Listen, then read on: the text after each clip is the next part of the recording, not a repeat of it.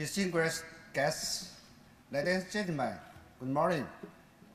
Just now, we witnessed the exciting moment. Congratulations again, Professor Dr. Dirk Inzé, for winning the 5th GCHERA World Agriculture Prize. Through President John Kelly's introduction, we have no more information about Dr. Inzé's achievements. He is not only an outstanding leading scientist in plant system biology, but also a great contributor to the development of biotechnology and its application. He is indeed a strong believer and practitioner in the lab to field to lab concept, and mentioned by President Kennedy. And the science meets human life mission as well. So now, welcome Dr. Inzé to deliver an award presentation entitled From Basic Research to Crop Improvement. You're welcome.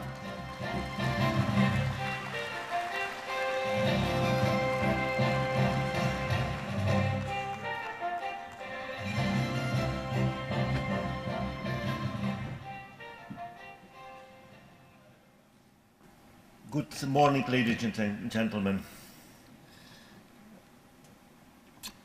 So I thought coming to here that rather than describing my whole scientific career, which you can read, I'm going to give you a flavor, a feeling of what occupies me as a scientist in the daily life. And I think it's maybe more a lecture for students, and then because to inspire them that even at a somewhat older age, you can still be very much fascinated by what's going on in the scientific community.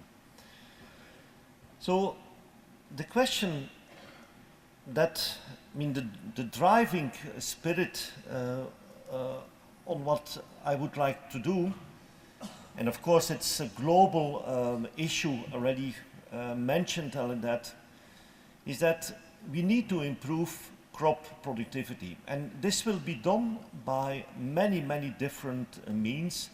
We will use precision agriculture techniques now fully being developed, novel crop management systems. We have to do it in a sustainable manner with less pesticides, less input, but we certainly also need to improve the crops themselves by breeding, by different breeding methodologies, but as I will show also, I think there is a very great prospect for plant biotechnology that can for crop improvement. So the question that interests me scientifically, and which has all to do with crop yield, is what determines the size of a plant organ. So something like 10 years ago, we set it out to answer this question. If you look to this field like here, you see that all this is a maize field, that all these plants look very much alike. Their seeds have the same size, the cobs have the same size, and of course this is very much genotype dependent, also environment dependent. If you have less favorable environment condition like drought, you see plants getting smaller. And the question is, why are these sizes all the same? What is the mechanism behind it? And without any doubt, this has, of course, its important impact for yield as well. If you have larger cobs here, in this picture, you can have more seeds, higher productivity, and so on. Of course, it's much more complicated than only size, but it's an important component. Now, you cannot study everything, and we started to study leaves. Why leaves? Because they are just important organs. I mean, they are responsible for the production of all food on Earth. I mean, food for plants themselves, but food for us as well. They occupied something like 1 billion square kilometer on this planet, which is approximately twice the size of the entire planet if you would put all leaves next to each other. So the question is, what determines the size of leaves? In this plant, for example, is a model plant, Arabidopsis, or what determines the size of a leaf in maize. So we thought that by studying this mechanism, that we might learn something on plant growth, and maybe we could use this information maybe to improve leaf size, and maybe to increase productivity. And you will see later that this actually works, but that information is not only important for leaves, but also important for other plant organs. So the way that we approached Telekis scientifically was actually to look around in the scientific literature and start to collect all kind of genes and mutants in which this leaf size was positively altered. So here you see, in fact, if you take this model plant Arabidopsis, and you take here what we call the wild type, and you dissect all these leaves and you put them next to each other, you can see that for this 4 other lines, mutant lines, that the leaves are significantly larger. In some cases very much, in some cases you have to cut a little bit the leaves to make a picture, but you can see that if you look carefully, that compared to the wild type, that these leaves are bigger. And so that we have now more than 60 genes identified, which all makes leaves bigger. And the question is, what is the mechanism behind all that? The molecular mechanism. I mean, you know that all living organisms are made up of cells, and it is the number of cells and also the size of the cells which determine how large an organ will be. So to make a long story short, so we started to look for all these mutants, and already one problem that we encountered is that leaf size is a quantitative trait. A leaf can be 10%, 20%, 30% larger, and this is not easy to analyze. So already early on we set out, there was a kind of difficult thing to do. We set out to make a robot to measure leaf size. And this turned out to be very productive. So the question of how can you measure leaf growth with high precision, and high throughput, high precision requires that you can do many repetitions and high throughput. So these robots, I will show you actually 2 movies of those in this presentation. They can automatically handle plants, and they can photograph these plants and automatically retrieve information, completely independent. And that's the way it works. There's one for this small plant, this model plant, Arabidopsis. And it's smaller, we have a couple of those robots. So every pot contains a radio transmitter. You measure the identity, and then you take a picture, and then you can do that once a day, for example. And then what in addition these systems can do is that you can weigh the pot, and you can add water to a certain volume, so you can induce drought stress, you can add nutrients, nitrogen, phosphor, you can change the environment, and the system repeats the same thing with the next spot. And so completely independent, automatic, once in a while pot drops down, then we have to intervene. But anyhow, most of the time it works pretty well to run it at high throughput. So with these systems at hand, we were able to measure many different mutants. And I mean, these slides maybe look complicated, but life is complicated, and I don't want to make it too difficult. But essentially, we learned that to become a certain size is not one process, but is in fact can be the result of a number of different processes. And so each time in the bottom, you see, for those who would be interested, names of genes. When they are in red, you need to inactivate the genes. In green, you have to overstimulate the genes to see the effect.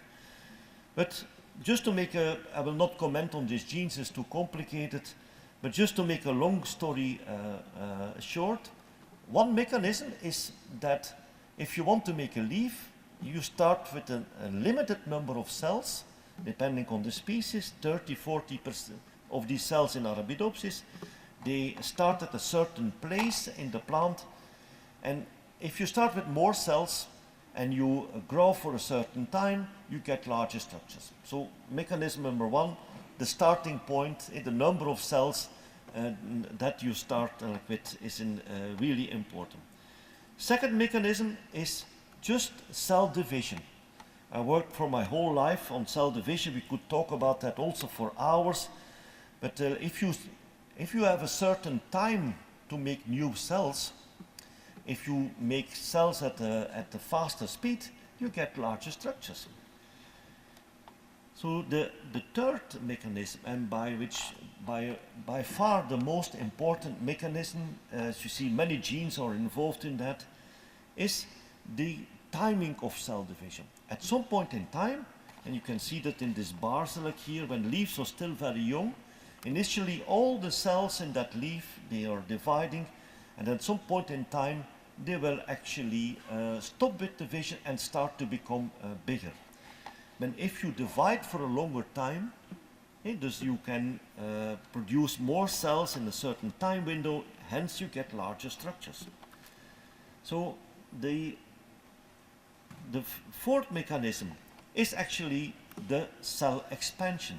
So initially you can see that here in this cell, which is here labeled, here this in the very early leaf, somewhere over here, and then these cells are growing. They can grow spectacularly large in plants. Well, that also contributes to size, and that takes a long period that these cells are growing. And so if you have larger cells, you get also larger organs. And then the final mechanism, this is something special for dicots, is that when you make stomata, you also produce additional cells. It's something special. Now, so we learned that actually a size in plants is not one single thing. Like, there are many different mechanisms which contribute to that. So next, actually, we started to work on the molecular mechanism. And this is not only my work, because many other groups worldwide contributed to that. And this is a very simplified picture of molecular networks which control growth. And this, I'm not going to discuss this with you, but what I want to say that the same processes that we find in which determines the size, in the number of cells that you recruit, well, they work in a kind of modules, and there's molecular modules, in fact, which dictates these processes.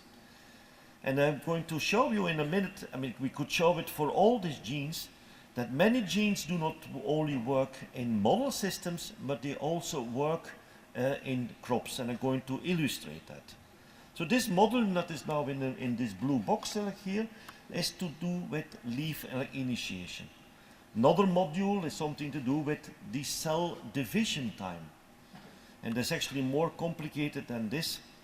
Another module is also to do with cell division, but the kind of early stages of cell division. And I'm going to take that one. One of the examples I'm going to show that you use this information which originally comes from a model system, you can actually use to improve crops. And so here is you see this system, and if you overproduce this certain mutant form of that protein, you get in most of these varieties of Arabidopsis larger leaves. Now, the same genes work also very well in crops. So now we are shifting from Arabidopsis, and this is actually, I took two examples of Chinese colleagues which were recently published. We also have done quite some work, but this, I think it's really interesting to see that this knowledge has been picked up by many people worldwide. And you see that here in maize, for example, this year a Chinese group published that when you overproduce this particular mutant form of this protein, you get not only larger seeds, but also more seeds in maize. You get larger and more seeds like in brassica, also leaves are larger and so on. So actually, what surprised us very much in this research, that the mechanism that drive growth in leaves, which determines leaf size, they also actually are, not always, but are also important to drive organ size in other organs, like for example seed development. Another module, a very complicated module, is involved in this transition from cell division to cell expansion, so it determines the timing of that cells are dividing. So often these modules are really complex. I mean, you can see that many players are involved in this, and they involve controlling the status of the DNA, too complex to explain here. But one thing is for sure, here's a recent paper that actually will, in the process of submitting here, but you can see that here, I'll show only this example here in the bottom, in brassica. When you take some of the genes, you can also increase seed size like in brassica. And for example, also here, again, an example in rice, where you, using this knowledge, you can increase seed yield, seed size in rice as well. The same pathway also is of great importance in maize. So in fact, when you study leaf development in a plant like maize, it's quite easy because to study. The leaf grows with a certain speed, and if you have a good student and who is patient, the student can measure actually the speed of growth over time. And if he or she is doing that, you can actually, this is this blue line here, you can see that the maize leaves grow with the speed of something like 2.5 millimeter an hour. Grows very fast, 5 centimeters a day. And that growth is more or less constant for a certain period of time. So as you can see, for something like 6 days. And so we identified mutants which increase the speed of growth. And you can see that here, this particular line, and this is this big plant here, and this is the control. You can see this big plant, there these leaves are growing much more faster with like 3.5 millimeter an hour, so it's almost 8 centimeter a day, and hence you get larger structures like here. We also in maize, we identified genes which affected the duration of growth. And this one is an interesting one, the plastochron.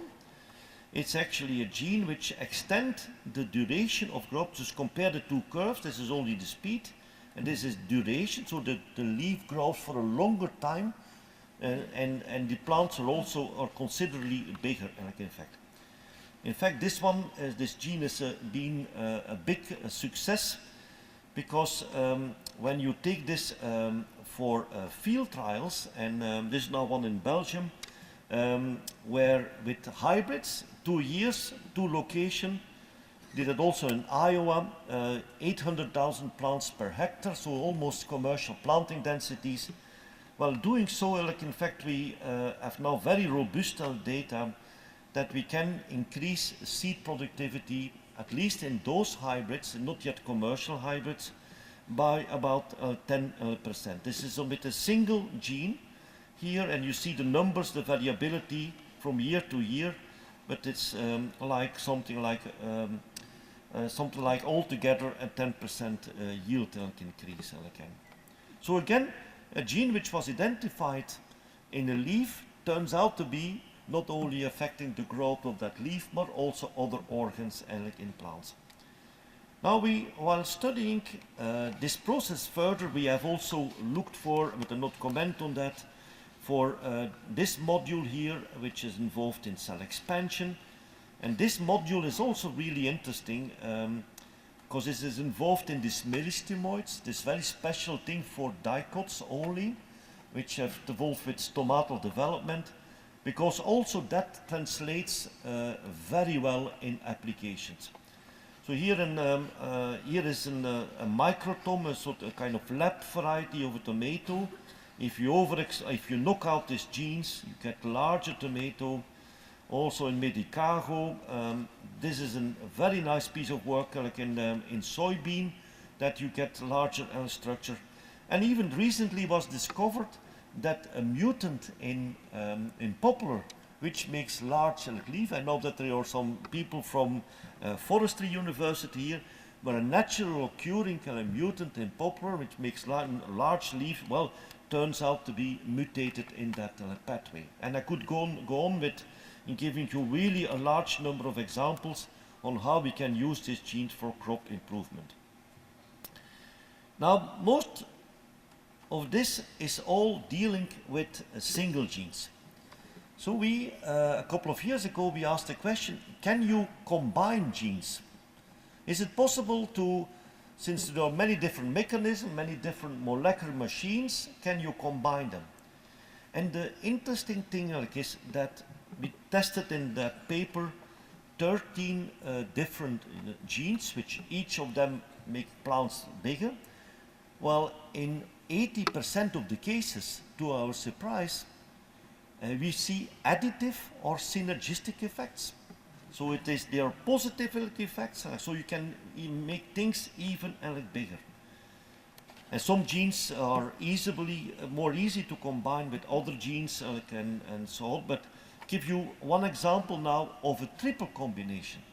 So this is still in Arabidopsis.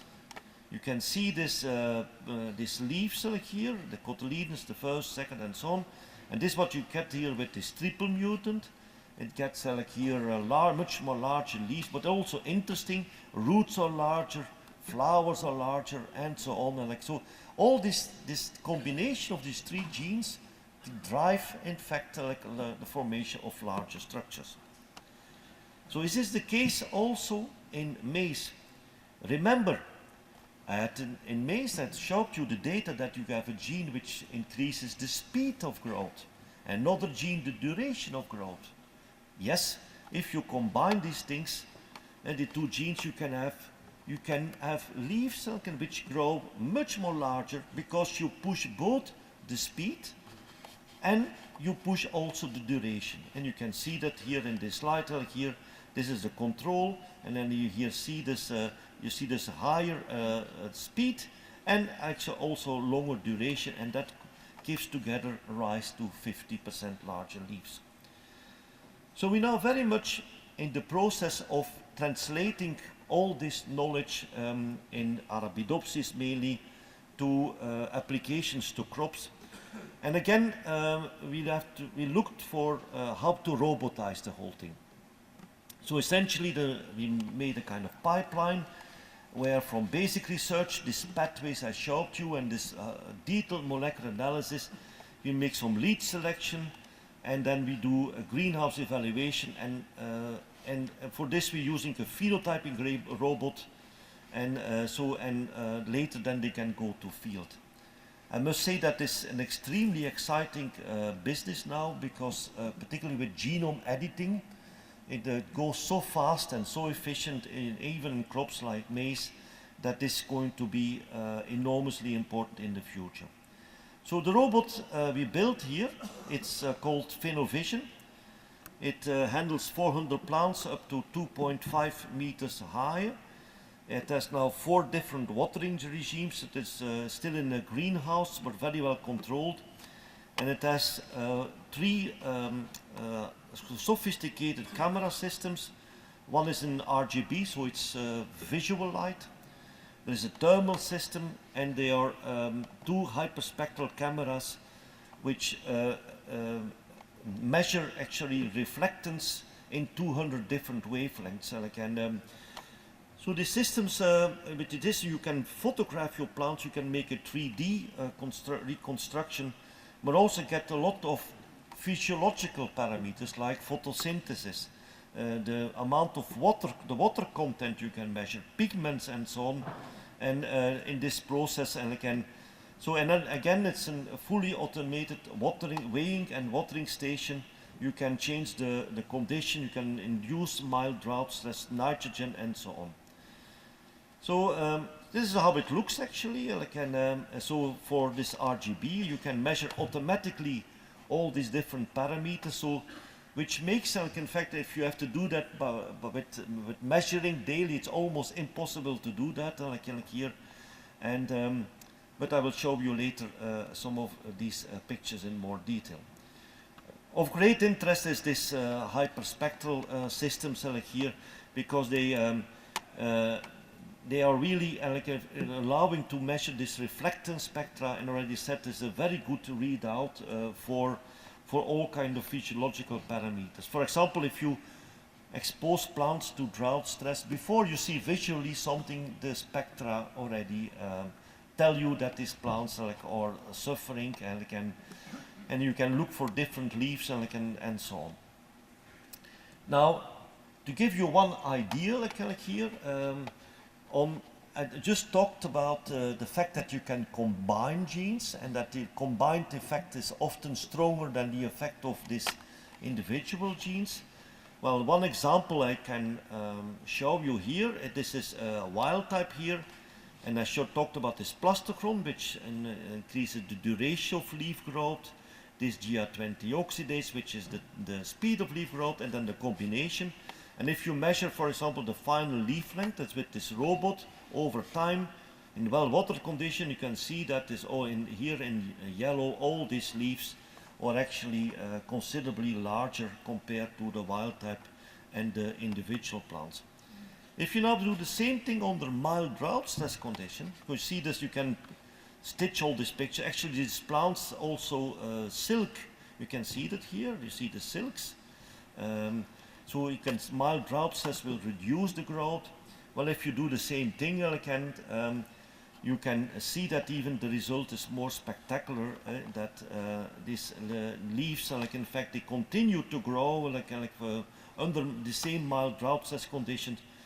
And where are we now? Well, here it's fact that we measured now increased biomass productivity. And where you see the wild type condition here, we see a certain dry weight, which is reduced in red by the drought. And here you see this double transgenic, that's where you can clearly see that there is an increased biomass in total, and the drought reduces this, but you can see that the drought-treated plants are even doing considerably better than the wild type plants, so just by introducing 2 genes, in fact. So we are very excited about that even this gene combination in corn and in maize, in fact, is seen to do very well. And I think with future possibility of engineering, the speed with which we can work now with genome editing will accelerate the way that we can make this kind of mutants, also the public acceptance of these mutants. Certainly if you deal with small deletions and things like that.